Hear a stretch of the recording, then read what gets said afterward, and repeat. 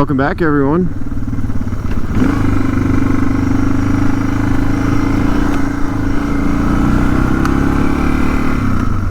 We are back here on the Smoky Mountain 500. Now we are months separated. I think I did that maybe 2 months ago, the first leg. I'll put a map up here.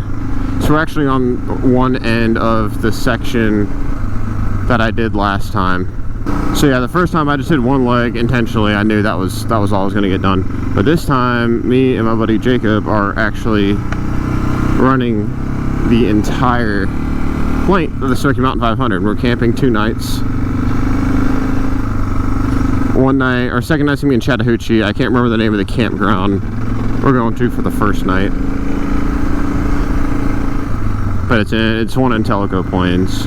So we started our trip this time in Andrews, North Carolina, and we'll be looping back. We're following the intended counterclockwise direction on the loop, but just not starting in Tennessee because we don't live in Tennessee.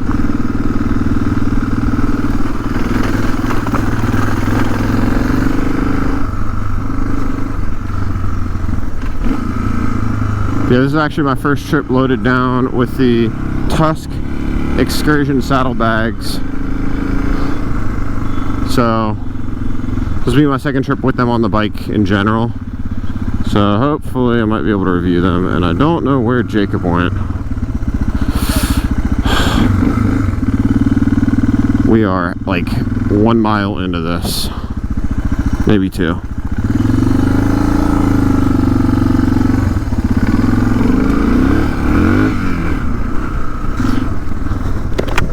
Man, I figured that was gonna happen.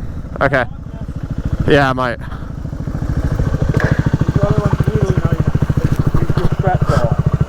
The strap fell off? You had it so open up you lost the buckle, I guess. The buckle's gone. No, I had it slipped out. Oh no. I ran on the floor and that's not a good sign. Hey dude on the ground. I'm like, oh, I know who's hey dude. So the second I said I would review these Tusk excursion bags, my luggage was falling all over the road. So not a good start for him.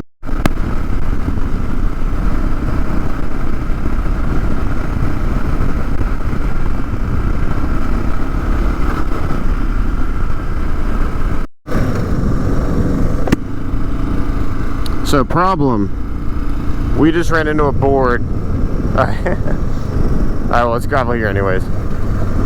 We just ran into a board that said that this road is closed 9 miles ahead, and we need to go 11 miles on this road to get back on the highway, which is a problem.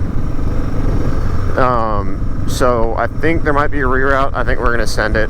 But yeah, if I screw this one up, this is like a 2-hour detour, probably. So. Or not 2 hours, sorry, 1 hour. It's still a big hitter in terms of losing a bunch of time. So,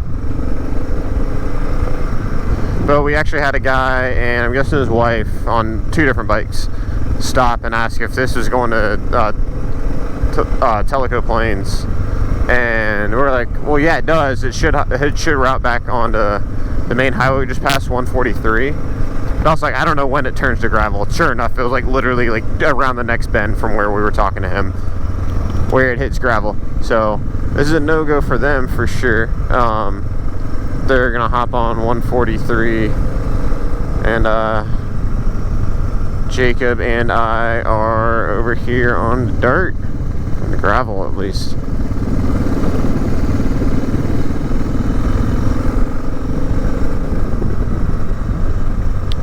I can definitely think of a less scenic road to drive twice, so.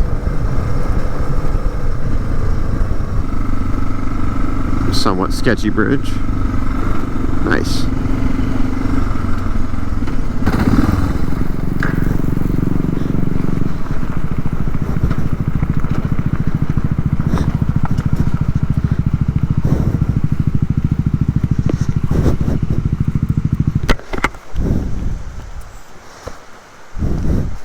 How are you guys?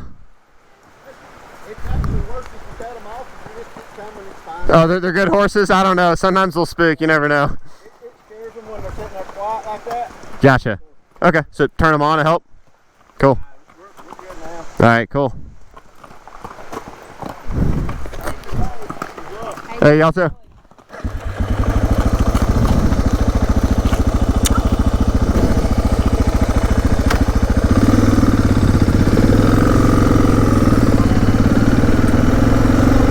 And now it smells like horse shit.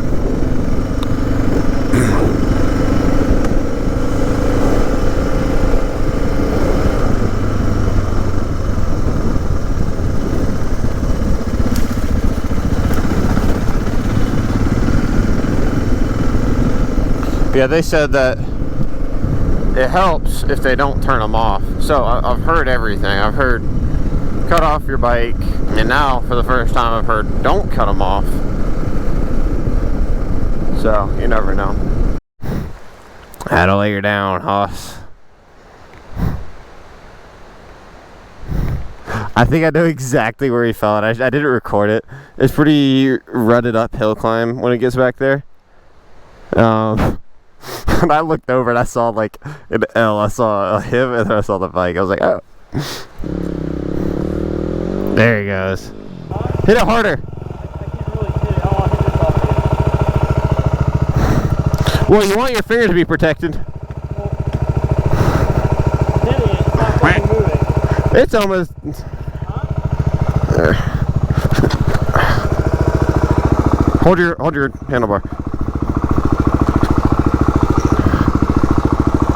Is that better? I think I bent it. Oh yeah, you absolutely did. But it's more close to now. That's fine. You just need to tighten her up at some point. Yeah, hit that rock, and it just goes, whoop. Dude, there was like a super bad rut. Did you get over that one, or was that what got you? I thought that my line was going to be good, then I dropped into it, and it was Yeah.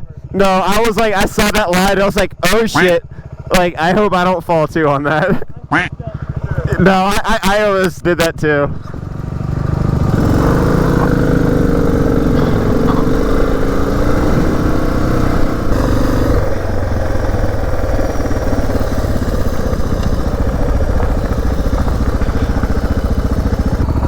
This is our go around, but I say let's go ahead and try to go the normal way and see if it is open, because we'll be stopped in like a mile if it is, and then we just go this way if it's closed. So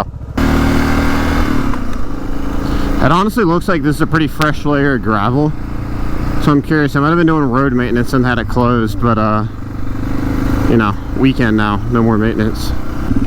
So here's the closure and it's open. Yeah, that's what we like to see, baby.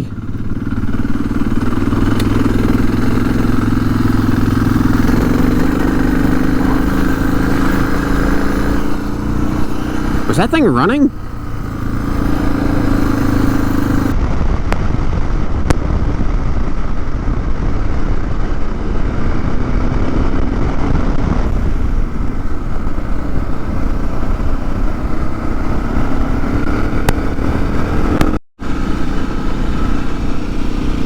So running into a bit of range anxiety here.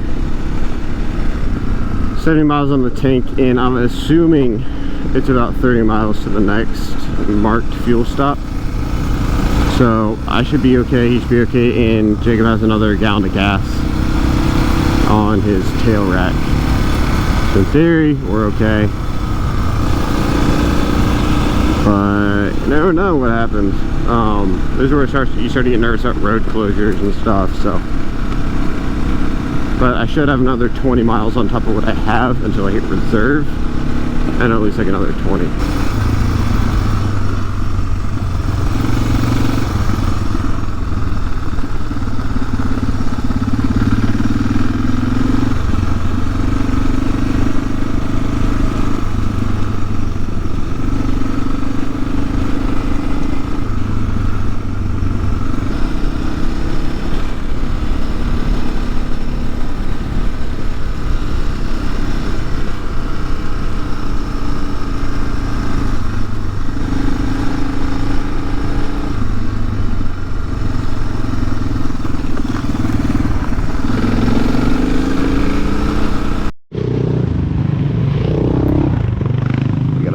group of like 6 guys doing the Smoky Mountain 500 too, so we're gonna chase them in a second.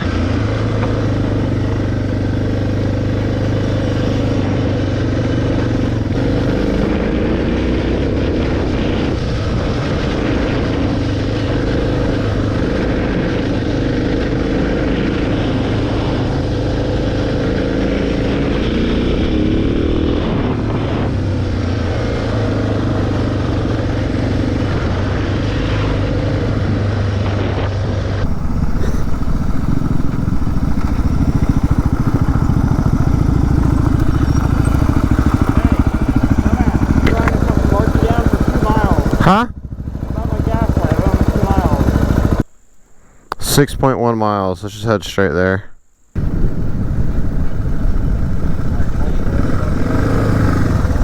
How are y'all?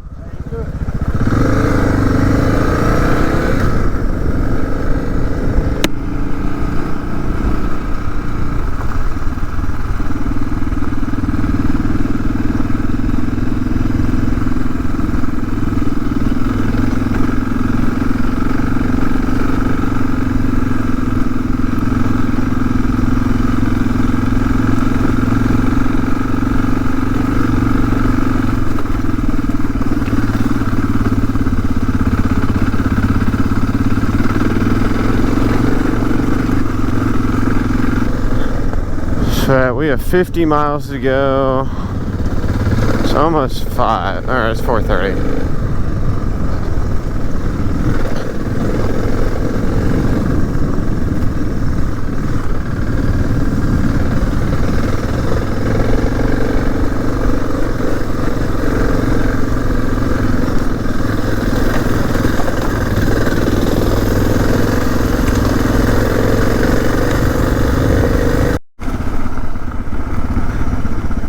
We are here on the famous Whit Road.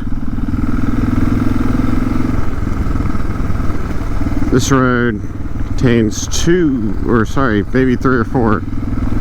Actually, I have no idea. I don't know why I'm saying that. Like 2 to 4 water crossings. They're all nice slick rock with a bunch of algae on top of them. And it wasn't rolling, but we already had a bunch of Jeeps and other ADV guys come through, but they were on big bikes. They were on either like 890s and I think it was like a V-Strom 800 and stuff like that, so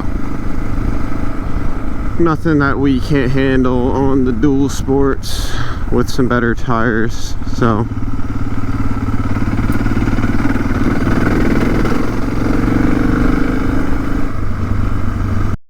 and right as we get to the exciting part of the video, GoPro audio decided to cut out, and actually it cut out for the whole rest of the day, so I got no other audio except for one random clip here. But yeah, so we decided to have Jacob go first on the more infamous Whit Road Creek crossing, and yeah, he lost the front end and whiskey throttled just enough for that back tire to kick out, and he completely ate it. And yeah, it looks like I'm kind of going slow to rescue him right here. I've seen a lot of YouTube videos of people doing the same crossing, and their friend goes down, and then they walk across to try to help them out, and they slip on these rocks.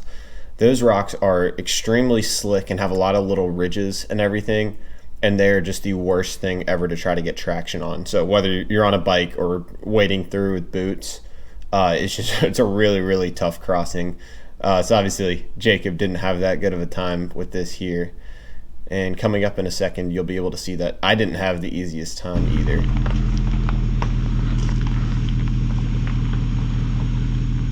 Four-wheelers got a little easier, huh?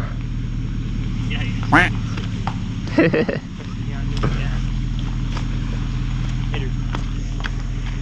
You can see the water. That's gross. And here's my attempt to go through.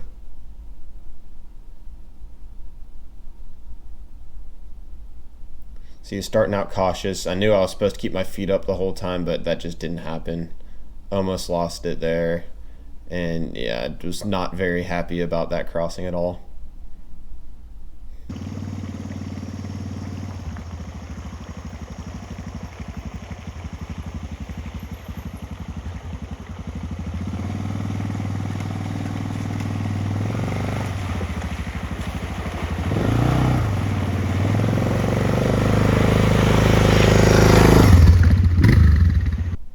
And here's the second crossing.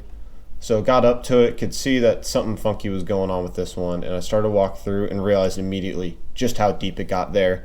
It actually got over the waterproof line on my boots, so that wasn't very fun. I was in wet boots the rest of the time, but relatively somewhat uneventful for how deep that crossing was. You know, fighting it a little bit at the end just because I couldn't see anything, but without too much drama, got up and out of there. And Jacob definitely had a little more drama. He got off track pretty quickly, and his bike decided to dive to the right, and he barely cut it in before the bank and just absolutely saved the hell out of that one. And then we're coming up to the third crossing. It's super muddy and rutted out here. I tried to motion for Jacob to go right, and he didn't get the memo. The right was definitely a lot clearer on that path, and I was trying to mention for him to go there, and he just decided to barge in left. And I was kind of tired of getting out, and we were running out of daylight at this point, so just decided to send it right here. And this was by far the least eventful crossing of the three.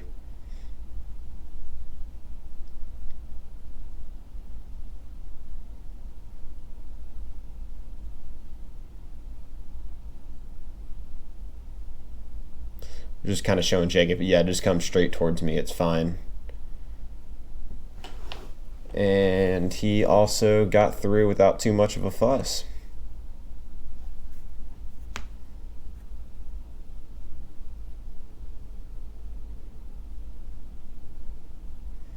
A little bit of a spirited riding as well. We were just happy at that point. We got through those last two pretty clean. And then, I don't know if these really count, but these are more just little creek crossings, and that is it for all the creek crossings on Whit Road. Overall, highly recommend, especially if you're on a dual sport or a mid-size adventure bike. Definitely a lot of fun. Appreciate y'all tuning in for the video today. Remember to like and subscribe if you want to see some more of this content, and stay safe out there.